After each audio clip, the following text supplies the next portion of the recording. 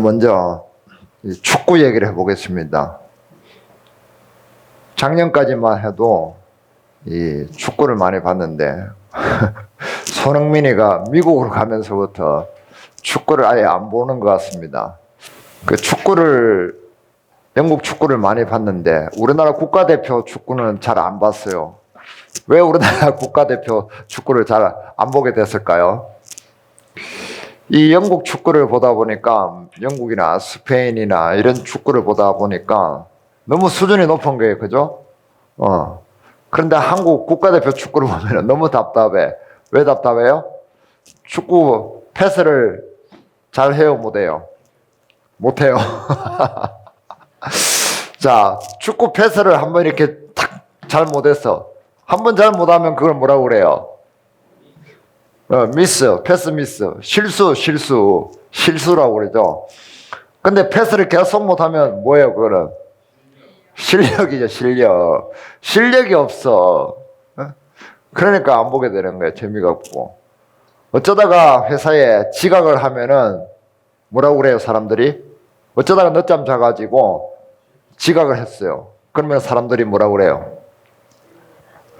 실수라고 그래요? 예. 실수할 수 있지. 뭐 그럴 수 있지. 그러죠. 그런데 회사에 지각을 밥 먹듯이 계속해. 그러면은 어떻게 돼요? 상사가 뭐라고 그래요? 습관. 습관이죠. 그래서 상사가 이렇게 얘기합니다. 해고. 영어에서 you are fired. 미국에는 해고할 수 있는 권한이 있잖아요, 상사가. 그래서 바로 해고합니다. 한 번은 실수, 습관은 해고. 해고하는 거죠. 자, 이 성경은, 이 호세아서는 이스라엘 백성이 하나님께 어이없는 행동을 하는 것을 고발하죠. 그죠? 얼마나 어이없는 행동을 합니까? 이 고멜이라는 여자같이 음탕한 여자가, 바람난 여자가, 바람둥이 여자가 남편을 배신하듯이 이스라엘 백성이 하나님을 그렇게 배신한다고, 그렇게 어이없는 행동을 한다고 고발해 줍니다. 그러나 이것이 초점이 아니죠. 무엇이 초점입니까? 이것이 초점이 아니라 이 어이없는 행동을 얼마나 반복적으로 하고 있느냐, 역사적으로 얼마나 많이 하고 있느냐, 그 어리석음에 대해서 고발을 우리 21세기에 있는 우리에게 해주고 계시는 거죠. 로마서 15장 4절에 보면 무엇이든지 전에 기록한 바는 우리의 교훈을 위해서 기록함이니 라는 말씀이 있습니다. 성경의 경언, 하나님의 말씀은 교훈을 통해서 우리에게 뭔가 깨달음을 주시고 그 깨달음을 통해서 우리가 바른 길로 가기를 원하시는 거죠. 그 깨달음이 무엇이냐면 우리의 잘못된 반복된 습관이 좋은 선한 방향의 반복으로 나아가게 되는 그 분기점을 얘기하는 거예요. 아까 집사님께서도 기도 중에 말씀하셨는데 우리가 앉아있는 믿음이 아니라 서서 일어나서 걸어가는 그런 선한 방향을 일깨우기 위한 것이라는 거죠. 그래서 전에 기록된 것은 우리의 교훈을 위함이니, 이스라엘의 이 끔찍한 역사를 통해서 뭔가 배우기를 원한다는 거죠. 헤겔이라는 철학자가 이런 말을 했잖아요. 인류가 역사를 통해서 배우는 것은 역사를 통해서 아무것도 교훈 얻지 못한다는 것을 배운다. 이해돼요? 역사를 통해서 배우는 것은 우리가 역사를 통해서 아무것도 배우지 못한다는 것을 배운다 라는 거예요. 그래서 역사는 계속해서 끔찍한 일이 반복된다 라는 얘기를 하죠. 산타야나라는 철학자도 그런 말을 했습니다. 과거를 기억하지 못하는 자는 그것을 반복하게 된다. 우리 인간의 역사는 반복적일까요? 새로운 것이 계속해서 생기는 걸까요? 어떤 역사를 하고 있습니까? 똑같은 역사를 반복하고 있죠. 벌거벗은 세계사 이런 거 하잖아요, TV에서. 그런 거 보면은 똑같잖아요. 뭐 고대나 뭐 중세시대나 근대나 현대나 지금이나 똑같은 역사를 하잖아요. 인간의 역사 가운데 가장 멍청하고 어이없는 역사가 어떤 거예요? 어떤 행동입니까? 사람을 집단으로 학살하는 거죠. 그 전쟁 아니에요, 전쟁. 고대에 전쟁을 했어요, 안 했어요? 그럼 중세기 때 했어요, 안 해요? 했잖아요. 근대에 했어요, 안 했어요? 지금도 하고 있잖아요. 그 우리나라 삼국시대 있잖아요. 삼국시대에 얼마나 전쟁을 많이 했는지 그 통계가 있더라고요. 보니까 삼국시대는 거의 전쟁 난리를 매년 겪었더라고. 매년. 해마다. 그러니까 전쟁이 그냥 일상이에요. 일상. 전쟁 안 하면 밥도 안 넘어가. 전쟁을 해야 밥이 넘어가. 그 정도로 전쟁을 많이 한 거예요. 고려시대에는 평균적으로 2년에 한 번 꼴로 전쟁을 했다고 합니다. 조선시대는 그래도 좀 나아졌어요. 평균 5년에 한 번. 그럼 조선시대 지나고 난 뒤에 우리 근대로 들어오잖아요. 그죠? 대한제국. 이럴 때는 우리나라가 전쟁을 한 게 아니라 뭐 청일전쟁, 러일전쟁, 다른 나라들이 우리나라에 들어와서 전쟁을 해. 그래서 우리는 그 난리통에 휩쓸렸어요. 거의 뭐 그때도 일상처럼 전쟁을 했더란 말이에요. 그러다가 6.25가 터진 거 아니에요. 그죠? 그러니까 6.25 이후에 지금까지 평화시대지, 그전에는 전쟁이 그냥 일상이었어요. 일상. 뭘 얘기하려고 합니까? 역사 속에서 가장 어이없고 멍청하고 나쁜 그런 일을 그렇게 밥 먹듯이 반복적으로 수천 년 동안 해왔다는 거예요. 사람은 왜 그런 엉뚱한 일을 그렇게 죽으라 해왔던 걸까요? 분석 역사학의 아버지라는 사람이 있습니다. 투키디데스라는 사람인데 기원전 사람입니다. 우리 역사학의 아버지라고 그러면은 헤로도투스라는 사람을 얘기를 많이 하죠. 특히 이스라엘 역사, 고대 역사, 또 성경의 역사와 많이 연관을 시킵니다.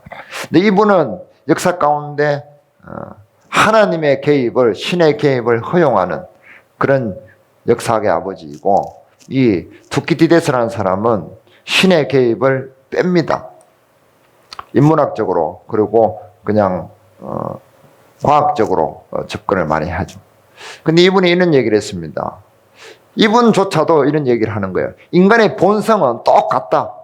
그래가지고 역사가 똑같이 반복된다. 무슨 말이에요? 인간의 본성이 바뀌지 않으면은 전쟁을 계속 할 수밖에 없다는 거예요. 그래서 이스라엘도 하나님께서 그렇게 개입을 하셔서 고쳐주려고 하시지만은 그 잘못된 무한 반복에서 깨어나기를 일깨워주기를 원하시지만은 그게 잘 안 됐던 거예요. 그들의 본성이 변화되지 않으니까, 하나님의 영으로 거듭나지 않으니까 안 되는 거예요. 우리가 창문을 열면은 바람이 들어오잖아요. 바람을 맞잖아요. 그런 것처럼 우리의 마음을 열어 제낄 때 하나님의 영이 우리 가운데 들어오게 되는 거예요. 그런 이칭이단 말이에요. 근데 그들은 문을 닫아놓고 저 창을 통해서만 뭔가를 얻으려고 하는 거죠. 저 창을 통해서, 저 창을 뚫고 바람이 들어오기를 원하는 것처럼 그런 잘못된 방식으로 하나님의 축복을 기대했던 겁니다. 그래서 하나님께 멸망을 당하고 나쁜 재앙을, 심판을 받게 되는 거죠. 그래서 이런 역사 속에서 우리에게 하나님은 뭔가 교훈하시기를 원하시는 거죠. 이런 역사 속에서 우리는 이스라엘의 역사를 보면서, 고대의 호세아 시대의 그 사람들의 역사를 보면서 우리는 뭔가 교훈을 얻어야 되는 거예요. 그 교훈 가운데 돌멩이 같은 것을 얻는 사람도 있을 것이고, 보석처럼 반짝반짝 빛나는 교훈을 얻어서 삶의 자양분으로 삼을 수 있는 지혜자가 될 수도 있다는 그 말씀을 하고 있습니다. 이스라엘 역사와 똑같이 우리 삶에, 하나님께서 보시는 우리 삶의 사이클도 똑같다는 이야기죠. 자, 먼저 이런 일들이 있습니다. 1절 봅니다. 1절 다 같이 읽어봅니다. 이스라엘아, 내 하나님 여호와께로 돌아오라. 내가 불의함으로 말미암아 엎드러졌느니라. 자, 불의함으로 말미암아 처음에는 엎드러져요. 우리는 온전하지 않습니다. 실수와 실패를 거듭 반복하죠. 왜? 우리는 그렇게 실력이 좋은 편이 아닙니다. 삶을 살아보는데 연습을 해보지도 않았습니다. 그렇기 때문에 우리가 한 번의 인생을 살아가는데 그렇게 실력이 썩 좋지 않아요. 그래서 고통과 어려움이 있습니다. 그런 허들을 우리가 넘어가야 되죠. 그래서 우리는 아주 안 좋은, 나쁜 그런 삶의 패턴 속에서 자빠집니다. 엎드려집니다. 그죠? 이렇게 저렇게 나쁜 상황을 맞이하게 되죠. 이스라엘도 지금 이 호세아 시대의 상황이 어떤 상황입니까? 아수라에게 얻어터지고 애굽에게 돈 갖다 바쳐야 되고 이래저래 안팎으로 또 내분을 겪고 정치적으로 경제적으로 어렵고 굶어 죽고 잡혀가고 이래 얻어터지고 저래 얻어터지고 그런 상황이잖아요. 누가 이걸 감당합니까? 백성들이 감당하잖아요. 그래서 아까 그 두키디데스라는 사람이 또 이런 말도 했어요. 힘이 있는 자는 지 하고 싶은 것을 하고 힘이 없는 약자는 감당해야 될 것을 감당해낸다. 무슨 말이에요? 힘 있는 사람들이 저질러 놓은 것을 감당해내는 것은 약자들의 오롯이 몫이라는 거예요. 그래서 우리는 정치인들 욕을 하죠. 미워하죠. 근데 미워해봐야 소용이 없어요. 그들이 그렇게 하는 것은 하나님의 교훈하심 속에 있을 수도 있다는 거죠. 이런 우리를 보면서 하나님께서는 무엇을 말씀하시는 거예요? 2절 봅니다. 다 같이 읽어봅니다. 너는 말씀을 가지고 여호와께로 돌아와서 아뢰기를 모든 불의를 제가시고 선한 발을 받으소서 됐습니다. 자, 하나님께서 우리에게 회개를 촉구하시죠. 회개를 촉구하십니다. 우리가 계속해서 자빠지고 넘어지고 잘못된 행동으로 말미암아 심판받고 이리 얻어맞고 저리 얻어맞고 하는 우리를 볼 때에 너무 불쌍해서 회개를 촉구하십니다. 돌아오라고 얘기를 하시죠. 자, 계속해서 읽어봅니다. 우리가 수송아지를 대신하여 입술의 열매를 주께 드리리다. 우리가 아수르의 구원을 의지하지 아니하며 말을 타지 아니하며 다시는 우리의 손으로 만든 것을 향하여 너희는 우리의 신이라 하지 아니하오리니 이는 고아가 주로 말미암아 긍휼을 얻음이니이다 할지니라. 회개를 촉구하시는데 어떤 회개를 말씀하시느냐면은 생각을 얘기하는 것이 아니에요. 생각의 전환을 이야기하는 것이 아닙니다. 단순한 깨달음을 얘기하는 것이 아니죠. 그죠? 삶의 방향의 전환을 이야기하는 것이죠. 말씀을 깨닫고 그것을 어떻게 실천해내는가의 영역까지도 포함을 하고 있습니다. 반복된 생활 습관을 바꾸가는 형태까지 요구하고 있다는 거죠. 어떻게 뭘 가지고 2절 처음에 보면 너는 말씀을 가지고 여호와께 돌아왔어. 먼저는 말씀이에요. 하나님의 말씀을 가지고 그 말씀 속에서 깨달음을 가지고 그것을 거울을 보고 난 뒤에 자기 얼굴을 잊어버리듯이 잊어버리는 것이 아니라 그 도를 실천해내는 능력과 의지와 결단까지도 말씀을 하시고 있는다는 거죠. 이런 거죠. 우리가 길을 갈 때에 어떤 말씀이 떠오를 수 있나요?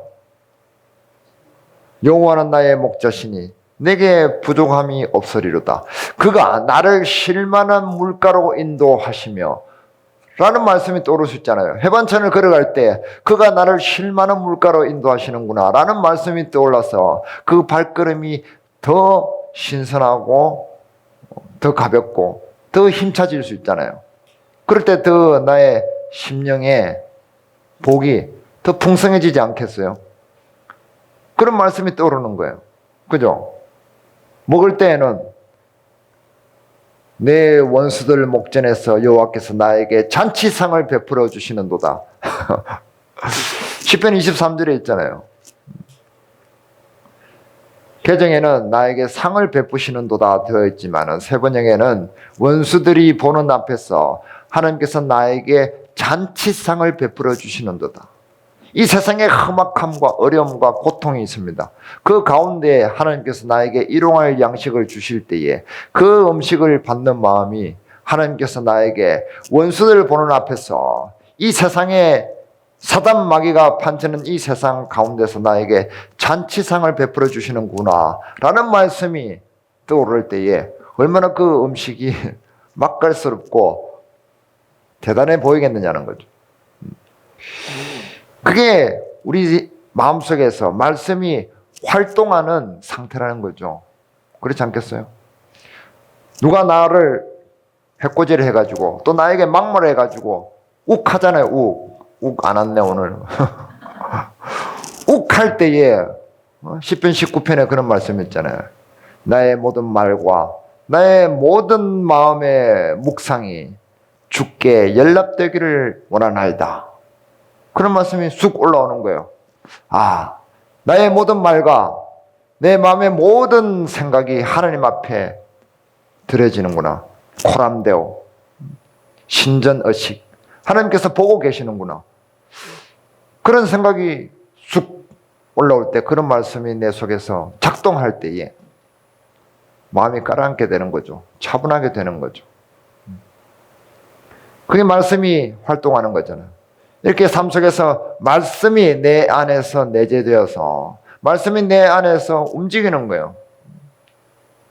하나님의 말씀은 운동력이 있어서 좌우의 날선 어떤 검보다 예리하여 관절과 골수와 영과 혼을 찔러 쪼개기까지 하니 우리의 죄가 들어오면은 그 죄를 반격을 하고 하나님의 말씀이 우리가 상처로 마음이 무너질 때에 하나님 말씀이 우리를 일으켜 세우고 우리의 감정이 몰입되어서 뚜껑이 열리려고 하면은 우리의 뚜껑을 하나님 말씀이 닫아주고 그렇게 되는 거 아니겠어요? 경제적으로 어렵고 또 건강 때문에 힘들 때에 고통이 있을 때에 하나님의 위로의 말씀이 우리 마음을 치유해주고 그렇게 돼야 되는 거죠. 그래서 여기서도 그렇게 하잖아요. 3절 봅니다. 우리가 아수르의 구원을 의지하지 아니하며 정치적으로 큰 나라를 힘 있는 것을 의지하지 않는다는 거죠. 말을 타지 아니하며 군대를 얘기합니다. 군사력을 가지고 그것을 의지해서 또 말은 재산이기도 하죠. 그것을 의지하지 않는다는 거죠. 다시는 우리의 손으로 만든 것을 향하여 너희는 우리의 신이라 하지 아니하오리니 우상을 만들어 놓고 내가 만든 하나님 외에 섬기는 것들 하나님을 대체해서 하나님 대신 이것이 하나님이라고 빙자해서 섬기는 그런 것들을 버려버린다는 거죠. 이는 고아가 주로 말미암아 긍휼을 얻음이니이다. 고아가 보호자를 찾아서 그분한테 의지를 하듯이 그렇게 하나님께로 돌아오는 것을 이야기합니다. 아브라함이 미디안이래 기드온이 우상을 다 때려 부숴부고 저 말 못하는 저것이 지 스스로 자빠졌어요. 깨어졌어요. 라고 얘기하듯이 그런 담대함으로 싹 한번 정리를 하는 거예요. 5절 다 같이 있습니다. 내가 이스라엘에게 이슬과 같으리니 그가 백합화 같이 피겠고 레바논 백향목같이 뿌리가 박힐 것이라.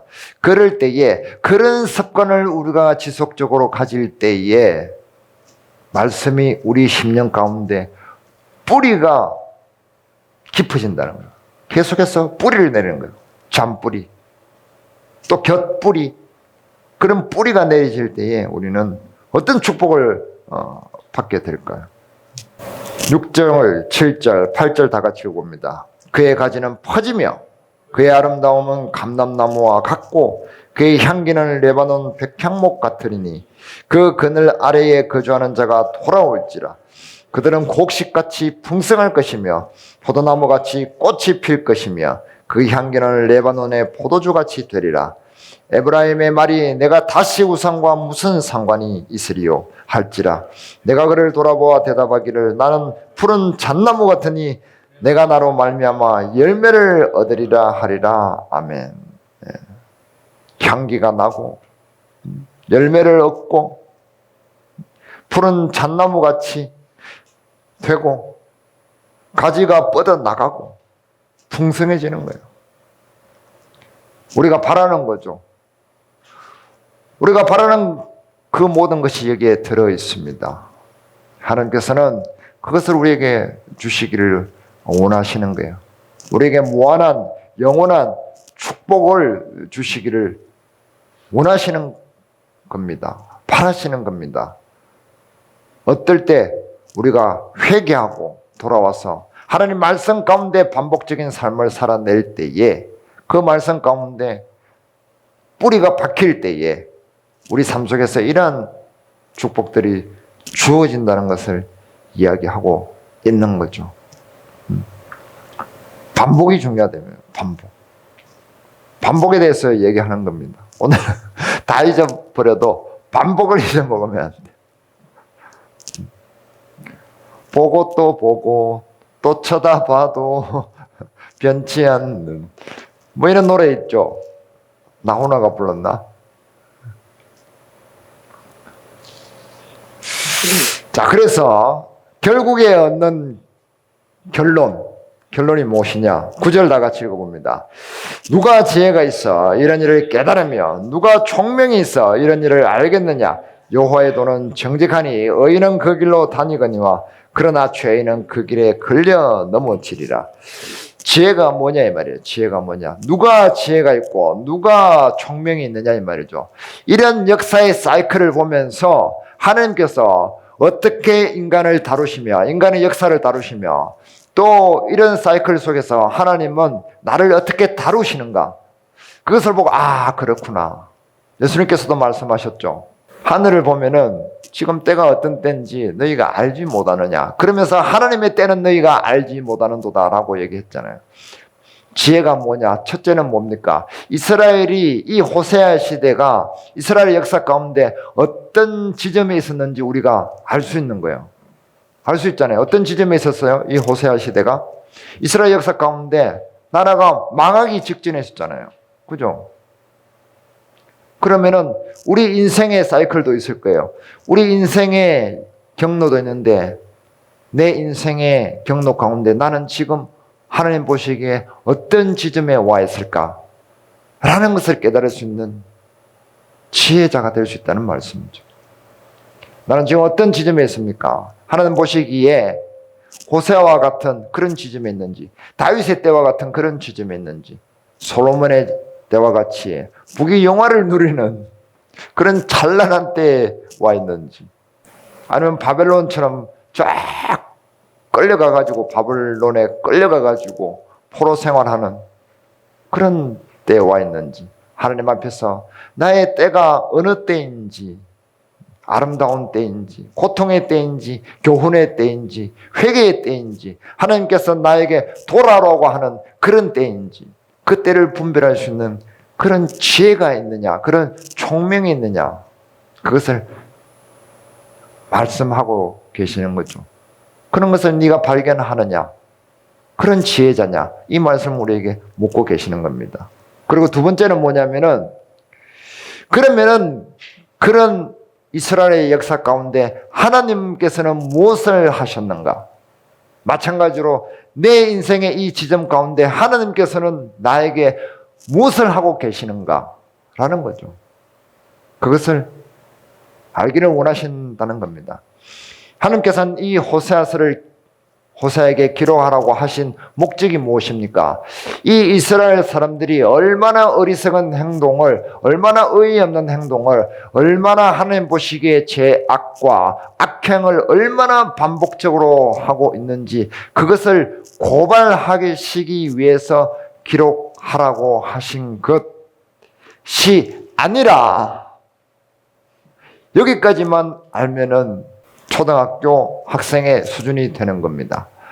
그것이 아니라 그러한 죄악된 이스라엘의 악행 반복 속에서 하나님께서는 무엇을 하고 계시는가? 하나님께서는 이 이스라엘 백성들에게 어떤 일을 하시고 계시는가? 그것을 들여다보라는 그 메시지를 주시고 계신 겁니다.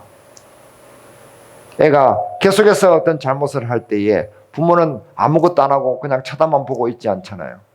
무언가 해주잖아요.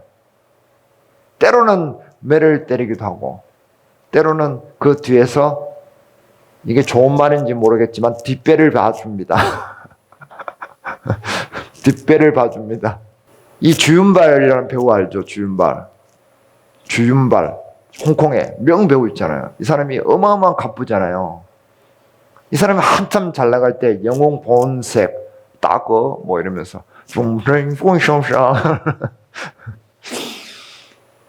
한참 잘 나갈 때에 자기와 같이 잘 나갔던 배우가 있어요. 맹달이라는 배우가 있는데, 그런데 이 맹달이라는 배우는 나중에 이 도박에 빠져가지고 전 재산을 다 날려버립니다. 그리고 날리고 난 뒤에 주윤발한테 찾아옵니다. 와가지고 돈 빌려달라고. 나 지금 먹고 살기 힘들다고. 그러니까 주윤발이가 뭐라고 했냐면은 나 돈 없다. 아니 돈은 많지만 너한테 줄 돈은 한 푼도 없다. 라고 매정하게 돌려보내요. 그러다가 이 친구가 돈이 없으니까 더 이상 도박을 못하고 다시 영화판에 들어와가지고 일거리를 찾습니다. 그런데 그런 팬에게 이제 일거리 안 주잖아요. 어떤 감독이 일거리 줍니까? 그럴 때 주윤발이가 아는 감독에게 얘기해서 맹다리 좀 써주라 라고 얘기합니다. 그렇게 해서 이 맹다리가 회복을 합니다. 맹다리는 주윤발이에게 좋은 감정이 아니죠. 저 친구 내가 어려울 때 찾아갔는데 나를 그렇게 매몰차게 거절했어. 근데 그 뒤에 알게 되죠. 윤발이가 뒷배를 봐줘가지고 자기가 회복할 수 있었다는 것을. 그런 거예요. 우리가 잘못된 길로 갈 때에 하나님께서는 무조건 우리에게 오냐 하면서 엉덩이 톡톡톡 쳐주시는 것은 아니지만 우리가 절벽에서 떨어지기 직전에 항상 우리를 구원하시고 우리를 건져내신다는 것을 말씀을 하시고 계신 겁니다. 이스라엘 백성에게 하나님은 그것을 호세아 통해서 계속해서 선포하시고 공포하시는 거예요. 그 내용을 우리는 봐야 되는 겁니다. 하나님께서 심판하신다 라는 것만 집중하면 우리는 우울해집니다. 미래가 없잖아요. 돌파구가 없잖아요. 어이없는 행동을 하다가 어이없이 심판받고 어이없는 이상한 곳에 갈 수밖에 없잖아요. 그러나 그 우리의 어이없는 행동 뒤에 하나님의 그 선하심과 놀라운 개입이 있다는 것을, 그 사랑과 자비와 긍휼을 말씀하시는 거죠. 결국에는 예수 그리스도를 통해서 우리를 구원하시는 그 궁극적인 목적을 말씀하시는 겁니다. 그러나 이스라엘은 어리석게 그것을 받아들이지 않았죠. 그래서 결국에는 심판받고 이 북이스라엘은 아수르에게 멸망을 당하고 마는 것이죠. 하나님의 그 사랑의 마음을 몰라줬던 거예요. 그래서 누가 지혜가 있느냐, 나는 너희를 이렇게 구원할 건데 네가 지혜가 있으면 좀 봐라 이 말이에요. 역설적인 표현이잖아요. 나태주 시인의 그 시 중에 이런 시가 있더라고요. 내가 너를 못 잔다는 말인데, 그래서 제가 읽어봤습니다. 내가 너를 얼마나 좋아하는지 너는 몰라도 된다. 이렇게 너는 몰라도 된다. 왜냐하면 너를 좋아하는 마음은 오로지 나의 것이요, 너를 향한 그리움은 오롯이 나의 마음에 가득 찬 것이기 때문이다. 그래서 나는 이제 네가 없어도 너를 좋아할 수 있다. 이렇게 적었어요. 어떤 마음이에요? 야, 너 필요 없어 이제. 내가 너를 좋아하는 마음만 있으면 되니까 너 이제 필요 없어 이 말이에요? 아니잖아요. 역설적인 표현이잖아. 네하고 같이 있었으면 좋겠다. 네가 내 마음을 좀 알아줬으면 좋겠다 이 말이잖아요. 그걸 반대로 표현한 거잖아요. 하나님은 이 마음을 이스라엘에게 지금 알고 계신 거예요. 근데 이스라엘은 받아주지 않는 거죠. 우리도 마찬가지잖아요. 하나님께서 계속해서 우리에게 자비와 긍휼과 사랑을 우리에게 주신다는 것을 우리가 알아주기를 원하시는 거죠. 우리는 그 마음을 받으면 됩니다. 그러려면 하나님의 말씀 속에 더 풍성히 거하는 것이 이제 필요하겠죠. 그래서 우리는 실수하지 않게 되는 겁니다. 하나님께서 인정하시는 지혜는 무엇인가요?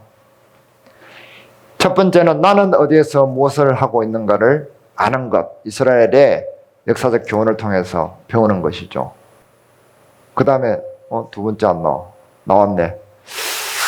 그런 나에게 하나님은 무엇을 하시고 계시는가를 아는 것. 이것이 하나님께서 진정하게 인정하시는 지혜라는 거죠. 우리에게 역사를 통해서 우리는 배우는 사람이 되고 그 나쁜 역사를 반면 교사 삼아서 새로워지는 우리. 근데 내가 그렇게 되는 것이 아니라 하나님께서 그렇게 해 주심을 믿고 따라가는 것을 이야기하는 거죠. 우리는 실수를 합니다. 그죠?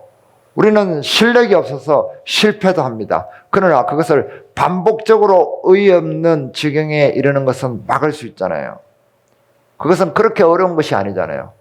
보물지도를 숨겨놓고 그것을 찾아 헤매는 것처럼 그렇게 어려운 것은 아니잖아요. 우리 바로 앞에 그 보물지도가 놓여져 있잖아요. 이 하나님의 말씀이 우리 앞에 있잖아요. 이것을 통해서 우리는 이 지혜를 배울 수가 있게 되는 겁니다. 그럴 때 하나님께서는 누가 지혜자냐? 누가 명철이 있고 총명이 있는 자냐라는 질문을 우리에게 던지지 않게 된다는 거죠. 그것을 말씀하시고 있는 겁니다. 아시겠죠? 네, 마치겠습니다. 기도하겠습니다. 하나님 감사합니다. 오늘 호세아서를 통해서 우리가 반복적으로 하나님 앞에 무엇을 잘못하고 있는지, 이스라엘 백성들이 잘못했던 것처럼 우리가 혹시나 반복하고 있지는 않는지 생각해보는 그런 값진 시간 주셔서 감사합니다. 하나님께서는 우리가 실력이 없어서 계속해서 엉뚱한 방향으로 나아갈 때 우리를 불쌍히 여기셔서 우리가 멸망당하는 것을 도저히 보실 수 없어서 우리를 계속해서 건지시며 우리를 계속해서 인도하시기를 원하신다는 것을 배웠습니다. 하나님은 우리를 사랑하십니다. 그리고 하나님은 우리에게 축복 주기를 원하십니다. 풍성히 우리가 열매 맺기를 원하십니다. 우리가 하나님께서 주시는 향기가 되기를 원하십니다. 우리의 가지가 뻗어나가서 풍성해지고 정말 우리의 축복이 이웃들에게 담장을 넘어가는 그런 사람이 되기를 원하십니다. 주여, 올 한 해 우리가 하나님의 말씀에 풍성히 거하고 또 그것으로 말미암아 우리의 깨달음이, 우리 마음의 묵상이 깊어져서 뿌리가 깊어지듯이 깊어져서 하나님의 축복 가운데 넉넉히 거하는 우리가 되도록 도와주시옵소서. 주 예수 그리스도는 받들어 감사하며 기도드렸나이다. 아멘.